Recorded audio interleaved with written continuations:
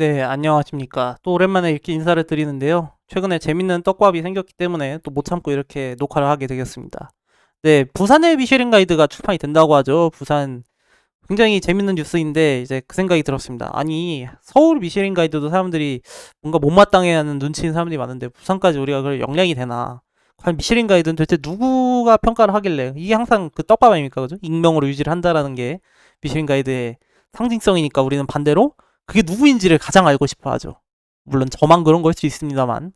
그래서 그 부분을 오늘 잠깐 얘기를 해보고자 합니다. 그래서 그걸 어떻게 알아냈느냐? 물론 뭐 더 나쁜 방법을 알아낼 수 있지만 오늘은 공식적인 자료에 대해서 얘기를 해보고자 합니다. 이것 같은 경우 이제 보고 계시는 화면은 미쉐린 가이드 독일 홈페이지입니다. 독일어가 좀 보이죠? 대충 뭐 뭐라고 읽진 몰라도 독일어라는 느낌 보입니다. 근데 여기서 뭘 하고 있느냐? 인스펙터를 뽑고 있습니다. 미쉐린 가이드에 사용되는 인스펙터. 언제 뽑기 시작했느냐? 2023년 4월 11일에. 그죠? 어디서 일하느냐? 방콕 미쉐린 가이드 헤드쿼터에서. 네.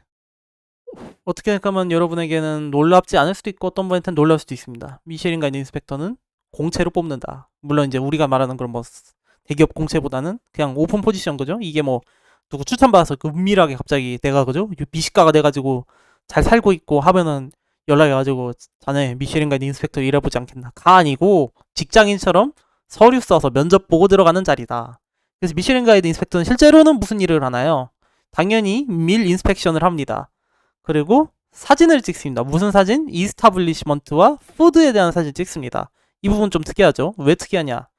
유럽 사람은 이스타빌리시 사진 찍지 않는 경우도 꽤 있습니다.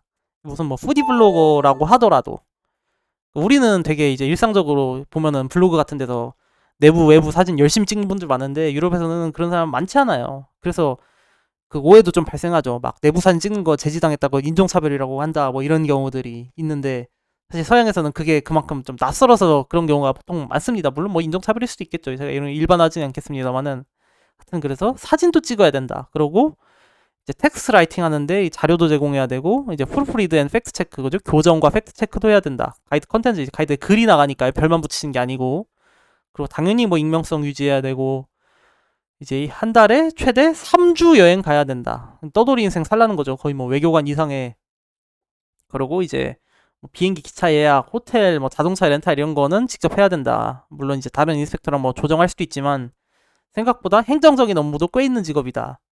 그러고 이제 이 부분이 재밌는 건데 버라이어티 오브 미디어 아울렛을 모니터링을 해야 됩니다. 뉴스, 블로그, 소셜 미디어 그죠? 블로그를 본다고 하니까 뭐 제 블로그를 볼 수도 있을까요? 농담입니다. 레스토랑 오프닝 클로징 그죠? 셰프의 인사 이동 뭐 이런 거에 관한 모든 정보를 추적을 해야 된다. 이 사람들이 그러니까 직업적으로 여러분 이제 소셜 미디어를 인스타그램을 봐야 되는 겁니다. 막 셰프들이 뭐 올리는 글 보고 뭐 뉴스 보고 이런 거에 대해 사실 미쉐린 가이드가 되게 사실 보여진 것만은 엄격하게 맛으로 평가하고 공정하게 평가하고 이럴 것 같지만은 소음과 유행에 누구보다 민감하도록 이 일을 시키고 있습니다.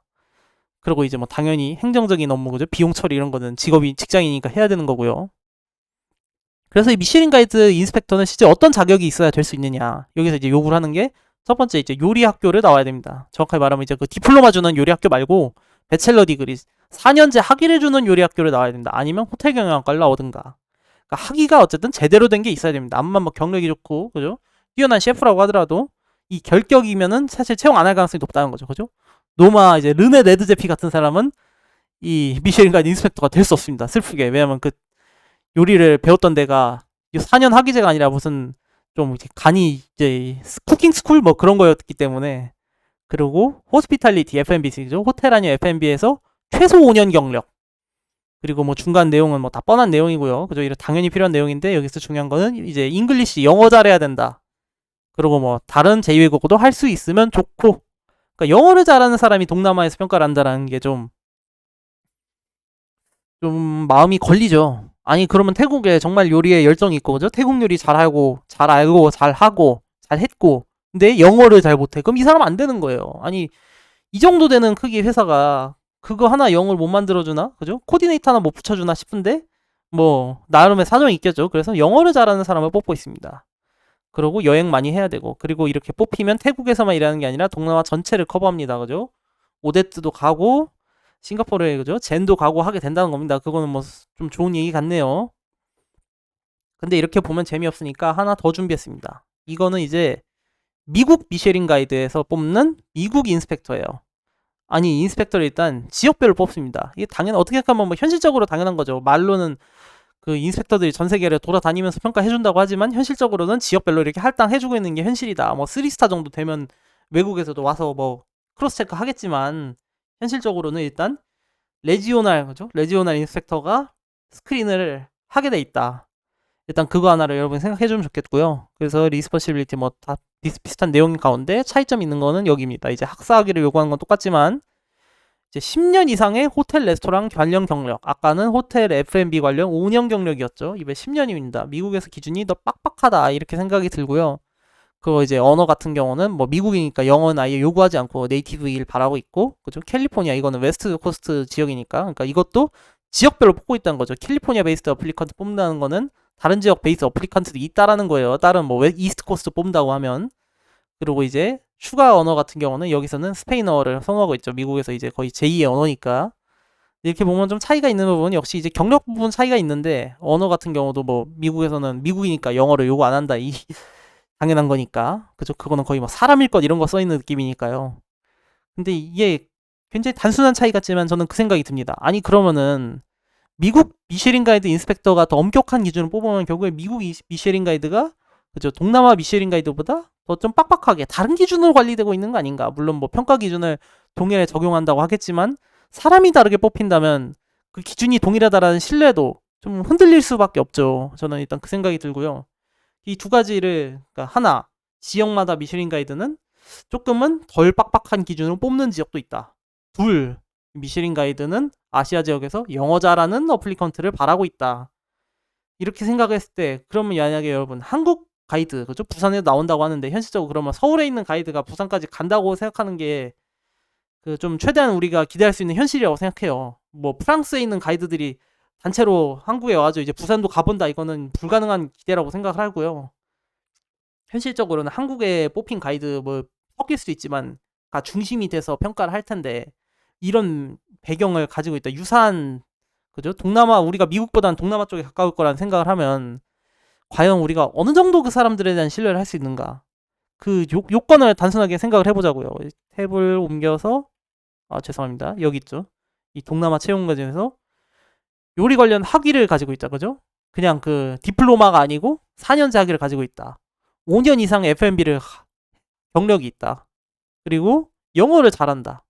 우리나라에 이렇게 세 가지를 만족하는 그 F&B 관련 전문가라고 하면은 어떻게 보면 한 줌이라는 생각이 일단 들고요. 많지 않을 거라는 생각이 들고, 물론 제가 뭐 요리하는 사람들이 영어를 못한다 이런 얘기 하는 게 아닙니다. 현실적으로 사실 영어를 접하지 않고도 할 수 있는 경우가 있으니까. 여러분 예를 들면 뭐 여러분이 좋아하는 스시 셰프들 이런 사람들이 영어를 준비할 필요가 없죠. 그 시간에 일본어를 하겠죠. 근데 미쉐린 가이드에서는 영어를 요구하니까 그분들한테는 불리하게 돌아갈 수도 있는 거죠. 그죠? 내가 좋아하는 왜 응? 스시조, 세야 스시 이런 데는 안 들어가는 거야. 이렇게 했을 때 사실 단순하게 정말 이런 이유일 수도 있어요. 그분들이 영어와 관련돼 있는 이제 영역에 있지 않아서. 물론 뭐 다 호텔 출신이고 뭐 호텔이고 하니까 영어를 아예 안 하진 않겠습니다만은, 현실적으로 이제 프로피시언트 인 잉글리시, 직업으로서 영어를 써먹을 정도 되는 사람이면 사실 미국 쪽 배경일 가능성이 높고, 미국 쪽 배경이면 CIA 뭐 이런 데서 학위 과정 하는 경우가 좀 많겠죠. 뭐 이런 식으로 자연스럽게 이어질 수 있다는 생각이 드는 겁니다. 그렇게 생각하면 이제 지금의 미슐린 가이드의 셀렉션도 어떻게 생각하면은 그 셀렉션의 정확하게 말하면 변화도 우리가 좀 받아들일 수 있게 되는 거죠. 첫 해에는 그 똑같은 컨설턴트가 이제 손을 댔던 가온과 라이언이 올라왔지만은 지금 눈을 뜨고 보니 3스타 모수, 그죠? 2스타에 뭐가 있나요? 주옥 밍글스는 이제 저기 그죠? 빵요정님 컨설턴트로 묶이는 데고, 나머지가 스와니에, 그죠? 알라프리마, 그리고 또 있나요? 또 있나요? 아 제가 기억이 좀 안 나는데 하여튼 뭐 모수, 스와니에, 아 그래 정식당도 있네요. 정식당도 있고, 뭐 하여튼 전반적으로 비슷비슷하죠. 그죠? 아 옛날에 이제 지금 없었습니다만, 그죠? 알렌서 서현민 씨가 하는 이제 임프레션도 뭐 비슷비슷하게 묶인다고 했을 때 어떤 배경이 있느냐? 미국 유학파라는 거죠. 물론 뭐 모수 같은 경우는 이제 저기가, 그죠? 베누 출신으로 해서 뭐 캘리포니아에서 얼렁뚱땅 하여간에 미국 출신이다. 그리고 뭐 스와니에 같은 경우는 대표적으로 뭐 토마스 켈러, 그죠? 얘기하는 미국 출신인 거고, 정식당 말할 필요도 없죠. 뭐 정식당은 정확하게 말하면 이제 뭐 한국에서 미국을 건너간 케이스라고 말할 수도 있습니다만, 하여튼 대부분 다 미국을 배경으로 한 레스토랑들이 좀 강한 평가를 받고 있다, 이렇게 얘기를 할 수 있죠. 그때 이제 그게 이 채용 기준이랑 연결을 했을 때는, 그러니까 이 사람들이 뭐 편향적으로 평가를 한다, 뭐 이런 뭐 카르텔이 있다 이렇게 얘기하는 게 아니고, 이렇게 뽑고 나니까 사실 그런 결과가 나오기가 쉬운 환경이 돼 있다. 본인들은 공정하게 평가를 한다고 말하지만 사람이 가지고 있는 지식과 경험은 제한되어 있기 때문에, 그리고 이 본사가 이런 거에 대해서 좀 더 널널하게 봐주기만 한다면 그런 일은 일어날 수 있다, 이렇게 생각이 드는 거죠. 그래서 그러면은 이런 거를 다른 나라에서는 어떻게 해결하고 있느냐. 그래서 이거를 준비해 봤어요. 이게 독일에 있는 사이트인데, 레스토랑 랑리스텐이라는, 그죠? 랑리스텐이라는 단어를 여러분이 축구를 좋아하신다면 들어보셨을 겁니다. 왜냐면 키커라는 독일 잡지에서, 그죠? 축구 선수 랑리스텐을 만들기 때문에 독일어로 그냥 이제 랭킹, 그죠? 랭킹 목록 뭐 이런 느낌이에요. 랑리스텐이라는 게. 여기 이제 독일 사람들이 이런 스탯을 되게 좋아하기 때문에 이런 사이트들이 있는데요. 이게 뭐냐면은 전 세계에 있는 레스토랑 가이드들을 모아서 다시 가이드의 가이드를 만드는 그런 사이트입니다. 그래서 이거 같은 경우는 이제 제가 대표적으로 예시를 이제 뽑은 게, 예를 들면 미국의 이제 르 베르나르댕, 그죠? 제가 작년 여름인가에 글을 올렸는데 여러분 보셨는지 모르겠습니다. 르 베르나르댕 레스토랑이 있는데 굉장히 유명합니다. 에릭 리퍼트라는 셰프가 하고 어쩌고저쩌고 하고 있는데, 미슐랭 가이드에서는 3스타 줬다. 근데 이게 끝이 아니라는 거예요. 미국에는 많은 가이드들이 활동하고 있습니다. 포브스도 있고요, 가이엇도 있고, 자갓도 있고요. 그 이제 밑에 같은 뭐 월드베스트, 라리스테 이런 거는 세계를 상대로 영업하는, 그죠? 가이드들 이런 것들이 있기 때문에 사실 미쉐린 가이드가 뭔가 내 마음에 안 든다라고 하면은 대안을 많이 참고할 수 있어요, 사람들이. 그러면 미국만 그렇느냐? 또 그렇지도 않습니다. 이제 뭐 여기서는 그래서 자기네들도 나름대로의 랭킹을 매기고 있기 때문에 한번 봅시다. 이것도 참 곁들여 얘기를 하는데요. 그죠? 독일 사이트이기 때문에 일단 세계 1등은 말드 호텔 소노라입니다. 이것도 제가 글을 올렸으니까 여러분 들어보셨겠죠? 이제 슐루스 샤우엔슈타인은 이제 스위스에 있는 거고요. 스위스도 독일어권 아니야? 그죠? 참 치사합니다. 3위 현실적으로 이제 독일어권 제외하는, 그럼 세계 1위는 니네는 또 누구냐면 제라늄이라고 합니다. 제라늄 이제 셰프 이름이 이게 쉽지 않아서 기억이 안 나네, 그죠? 라스무스 코퍼드, 이게 읽기가 좀 힘드니다. 라스무스는 기억이 났는데, 그래서 이런 것도 어떻게 평가를 하냐고 하면은 미쉐린 가이드로만 평가를 하는 게 아니라 이렇게 덴마크, 그죠? 단스케 가이드, 지역 가이드가 있고요. 화이트 가이드, 북유럽에서 출판하는 가이드죠. 화이트 가이드가 있고요. 또 독일 사람이 평가하는 가이드, 또 이제 주제 넓게, 오지랖 넓게 유럽 전체를 커버하고 있습니다. 파인슈메커도 있고요. 또 라리스테 월베 당연히 들어가고요. 그러니까 한 지역의 가이드를 우리가 살펴볼 만한 게 하나가 아니에요. 뭐 덴마크는 미식의 성지라서 그런 거 아니야? 그죠? 원래 뭐 노마 있고 제라늄 있고 하니까 당연히 그런 거 아니야? 그러면 다른 지역도 봅시다. 그죠? 뭐 이런 거 벨기에, 네덜란드, 아니면 전혀 다른데 스웨덴 아니 스페인 한번 볼까요? 그죠? 호안 로카, 조세 로카, 호리오카의 로카 형제 레스토랑. 여기도 보면은 3스타만 있는 게 아니고 이제 그죠? 기아이아 랩솔인가? 이거 스페인 가이드고요. 뭐 로메 호레스죠. 이것도 스페인 지역에서 주로 나오는 가이드고, 그리고 이제 당연히 또 글로벌 가이드 포함되고, 그러니까 한 지역의 가이드가 지금 몇 개 있어요. 하나, 둘, 삼, 넷, 다섯, 여섯, 일곱, 여덟, 9개, 그죠? 9개나 여기서 커버를 합니다. 근데 이 사이트에서 커버하지 않는 뭐 좀 더 작은 가이드나 이런 거까지 하면 훨씬 많겠죠. 그리고 여기에 이제 그 고미오, 그죠? 고미오 같은 경우는 지금 스페인, 벨기에란다. 덴마크 둘 다 우연히 고미오가 없어가지고 지금 여기 얘기를 안 하고 있는데, 고미오가 나오는 나라가 프랑스죠. 프랑스 한번 봅시다. 그죠? 미슐랭 가이드 어쨌든 본진이라고 하는 프랑스, 이제 최근에 기사 부하를 이제 투스타로 깎아내렸는데, 그죠? 투스타로 깎아낸 게 보이죠? 여기만 해도 이제 고미오가 보이죠? 고미오에서는 명예전당을 올려버렸습니다. 라리스테 있고, 밑에 이렇게 다른 가이드들이 있고, 이런 식으로 견제가 사실 이루어지는 게 중요합니다. 그러니까 견제를 한다는 게 뭐 진짜 쟤네는 3스타로 줘? 그럼 우리는 혹평하자. 아니면 쟤네가 3스타 줬네? 우리도 혹평하자. 이렇게 굴러가는 게 아니고 자기네들만의 기준을 가지고 경쟁하는 시장이라는 거죠. 레스토랑 평가도.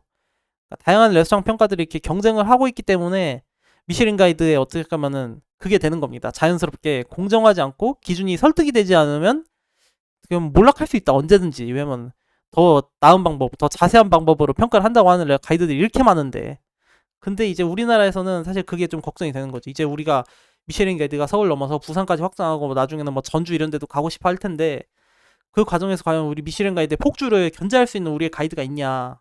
뭐 현실적으로 블루리본이 있다고 하는데, 블루리본은 옛날 미쉐린 가이드 시스템이죠. 등재냐 미등재냐 끝. 그리고 미쉐린 가이드보다도 더 보수적이죠.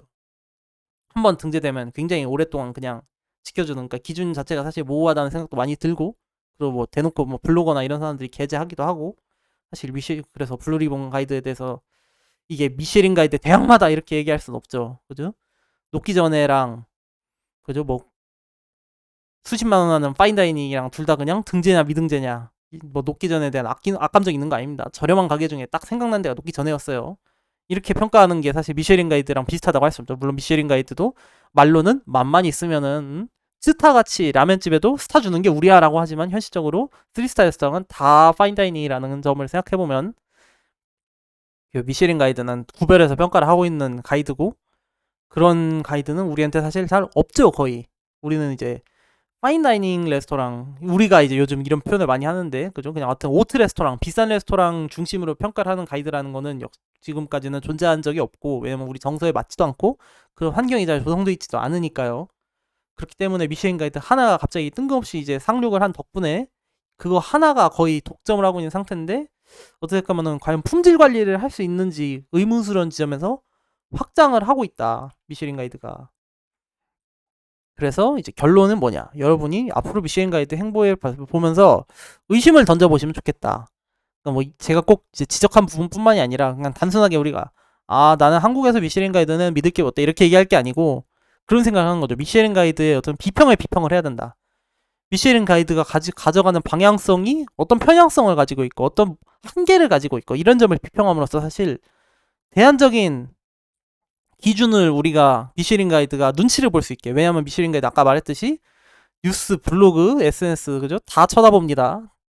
굉장히 소문과 유행에 민감한 서비스이기 때문에 한국 소비자가 어떻게 반응하는지 분명히 얘도 살펴볼 거란 말이에요. 그런 부분에서 여러분이 어필을 해주시라, 그죠? 더 좋은 미쉐린 가이드, 더 좋은 우리나라 환경을 위해서, 그런 생각이 들었습니다. 사실 저는 이제 내용은 끝났고요. 이제 잡스러운 얘기를 하자면은, 저는 부산의 미쉐린 가이드 나오는 거 이제 트라제디라고 얘기했지만은, 사실 이런 레스토랑이 좀 어떻게 할까면은 그런 게 돼야 되는 거잖아요. 여러분, 유럽, 특히 프랑스, 뭐 독일도 마찬가지고, 뭐 심지어 그 아까 말한 북유럽도 사실 코펜하겐만 있는 게 아닙니다. 그래서 카도 같은 데는 진짜 말도 안 되는 보른홀름이라는 데 있죠. 레스토랑들 보면은 진짜 뭐 구석탱이에 박혀 있는 데가 많아요. 구석탱이라고 말하면 좀 그런, 좀 말이 경박합니다만은 찾아가기가 너무 어렵습니다. 기차역에 아예 뭐 근처에 있지도 않고요. 자가용을 끌고 가도 정말 너무 힘든. 그러니까 보통은 그런 식으로 이제 그래서 만들어져 있죠. 낮에 가서 저녁을 먹고 거기서 잠까지 자게 돼 있어요. 왜냐면은 뭐 술을 먹고 해야 되니까, 그죠? 와인 마시고 하면은 운전을 못 하는 경우도 있지만은 밤 한 10시 그죠? 그쯤 식사 끝나면은 아니 현실적으로 돌아갈 수가 없어요. 근처에 있는 대도시로. 한 1시간, 2시간씩 운전해도, 그러니까 만약에 와인 안 마시고 독하게 버텼다고 해도 2시간, 3시간을 새벽에 가야 되니까 그냥 거기서 사실 자게 만들어져 있는 그런 시스템이 많아요. 그죠? 뭐 트라그로, 뭐 아니면은 지금 떠오르는 데가 그죠? 미셸 브라, 뭐 다 그런 식입니다. 미라주르도 그죠?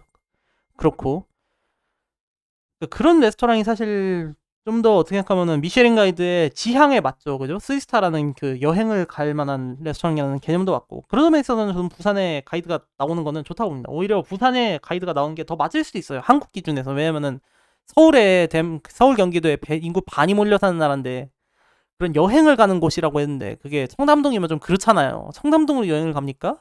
어떤 사람은 청담동에 사는데 그렇진 않죠, 그죠? 그런 지점에서는 오히려 그죠, 부산의 뭐 기장 뭐 이런 데가 좀 더 데스티네이션 같을 수 있죠. 뭐 부산 사람 입장에서는 또 거기도 가깝지 않냐, 그죠? 결국 부산도 뭐 대도시 아니냐 이렇게 할 수 있지만은, 아까 말한 뭐 망통에 있는 미라주르, 그죠? 아니면 뭐 모나코에 있는 몬테카를로, 이런 느낌은 좀 더 그 동남권이 가까울 수도 있다라는 거죠. 그런 점에 있어서는 오히려 부산이 더 큰 가능성을 가지고 있다라는 생각도 들고, 물론 뭐 서울에는, 경기에는 바다 없냐, 인천 있다 이렇게 얘기할 수 있지만, 미쉐린가에도 그래서 인천에 뭐 있습니까? 없잖아요. 현실적으로 다 청담동 압구정 그러고 있는 게 미쉐린 가이드 지금 스타의 현실인데, 뭐 3스타 하나만 강국에 있나요? 그런 지점에서 어떤 미쉐린 가이드의 어떤 방향성은 물론 뭐 관광공사랑 협조를 했겠지만은 굉장히 반길 일이다.